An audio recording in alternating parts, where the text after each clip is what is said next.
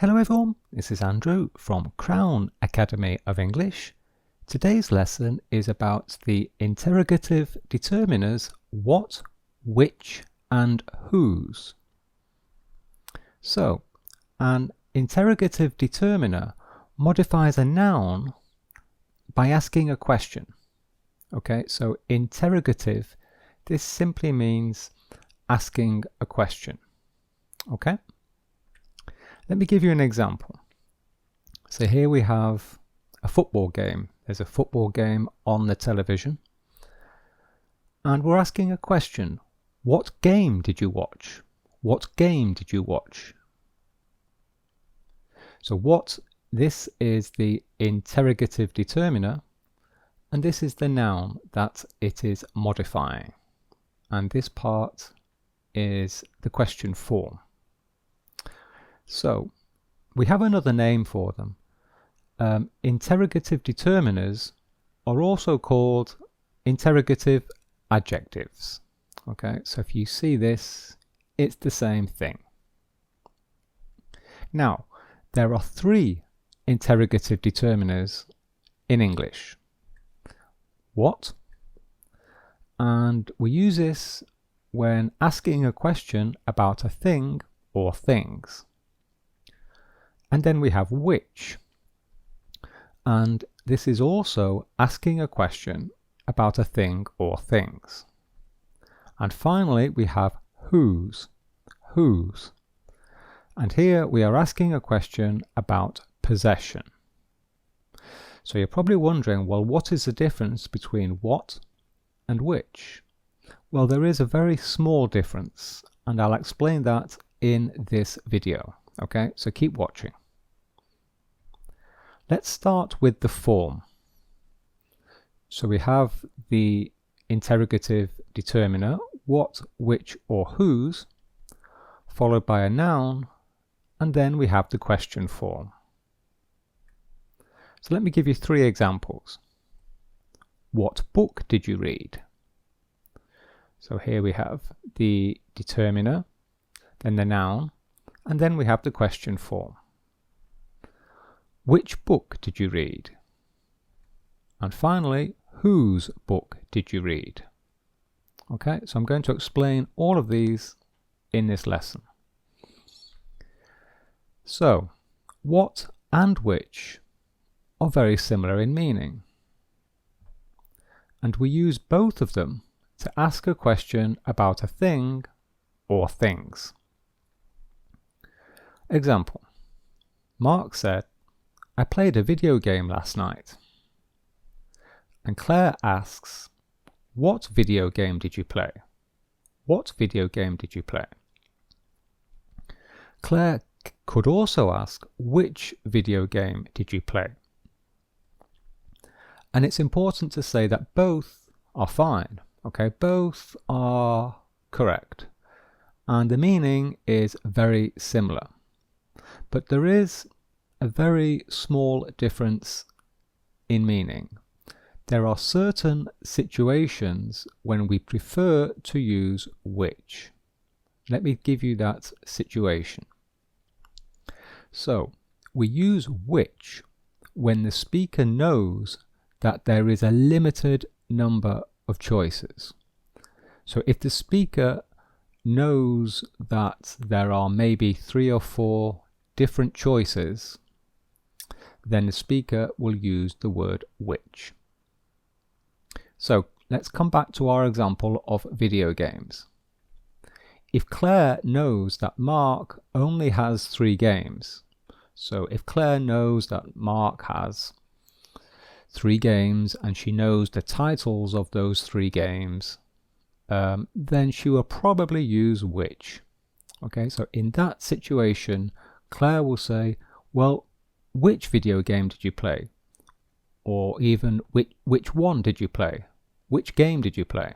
Okay, because Claire knows that Mark only has 3 games and she knows the titles of those games. Okay, so she'll say probably which. However, don't worry too much about this rule. Okay, what and which, honestly, they are very, very similar in meaning, and it's not a very big mistake.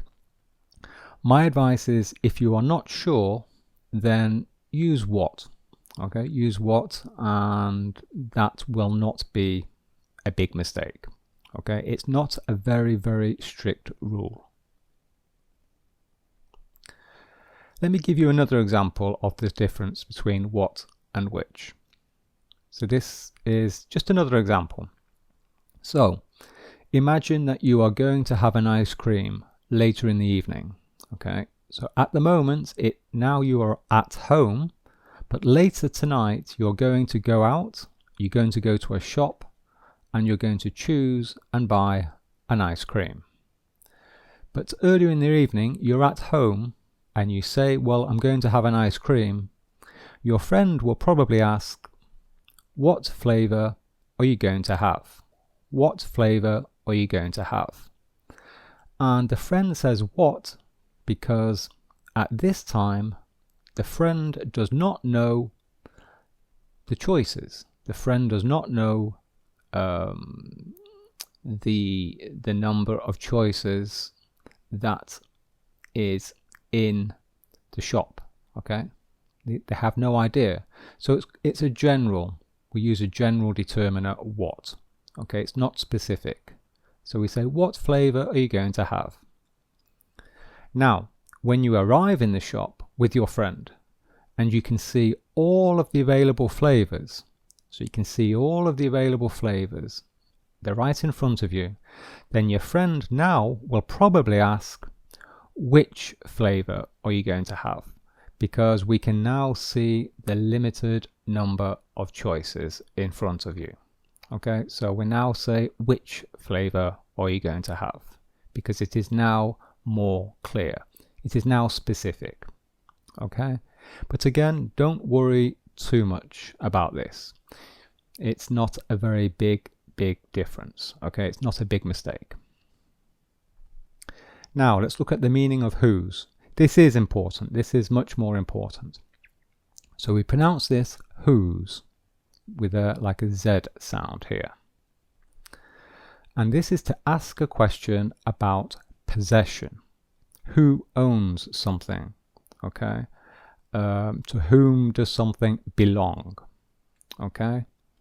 So who owns the noun? So who owns the thing in blue? And this is the form whose followed by the noun and then the rest of the question. Example. Whose phone are you holding? Whose phone are you holding? So who owns the phone that you are holding? Who owns the phone that you are holding? To whom does the phone belong to? And the answer is, it's John's phone. It's not my phone, it's John's phone.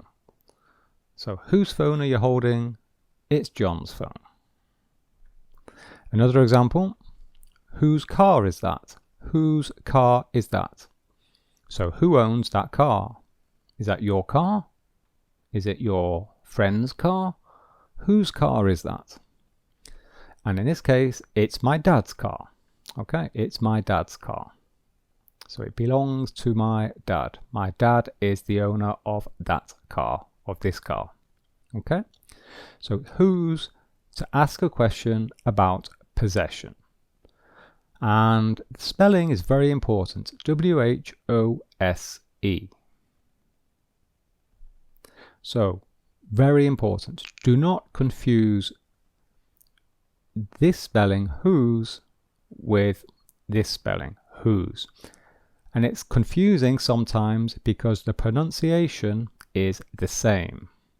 We pronounce this whose and we pronounce this whose. So often we make the mistake when we are writing it. Okay, so be careful when we're asking a question about possession. This is the correct spelling. This is the same pronunciation, but this means something completely different. So we use whose, W-H-O-S-E, to ask a question about possession. So we only use this spelling. Example. whose bag is that? So this is correct. We're asking about who is the owner of that bag. Okay. Who does that bag belong to? So this is correct. We're asking about possession of the bag. But this is wrong. Whose, spelt W-H-O''S. This is wrong. This is a big mistake. So when you're writing, do not write this. Okay, this is a very common mistake even with native English speakers. Very often native English speakers get confused with these two words. So it's important to know this is the correct word. Now, when do we use this? Well, we use W-H-O''S for a different type of question. So the apostrophe tells us that we are missing a letter. So this is the contracted form of who is. Who is.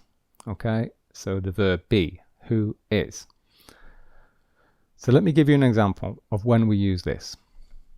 Who's making that noise? Who's making that noise? And this means this is the contracted form of who is making that noise. And this is the present. This is a question in the present continuous. And who is acting as the subject. Okay? Who is making that noise? Is it Jane? Is it Mark? Is it the neighbor? Okay, so that's what we're asking here. So that is when we use this question. But this one is only for the possession. And finally, we use interrogative determiners in direct questions and also indirect questions. I've already shown you this in this video. All of the examples were direct questions. Let's look at them again. What flavors do you have? So this is a direct question. And when it's a direct question, the interrogative determiner is at the beginning. It's at the start of the question, immediately before the noun. Which table do you want? And whose car is that? So these are all direct questions. This is quite easy. But now let's convert these into indirect questions. So here Claire says, what flavors do you have? And as an indirect question, we can say, Claire asked me what flavors I had. Okay, so this is an indirect question. So we have a reporting verb here. This is called a reporting verb. So it's reported speech, indirect speech. Claire asked me what flavors I had. Okay? And this one we can say the waiter asked which table we wanted. Indirect question. And finally, Jane asked me whose car it is. Jane asked me whose car it is. Okay, and again we have the reporting verb asked. Okay, so we use them in direct questions and indirect questions. Okay, so that's the end of the lesson. Hope you enjoyed it. Please give me a like if you enjoyed the video. If you are preparing for the IELTS exam, click here for information about our course. And here are some other videos I recommend.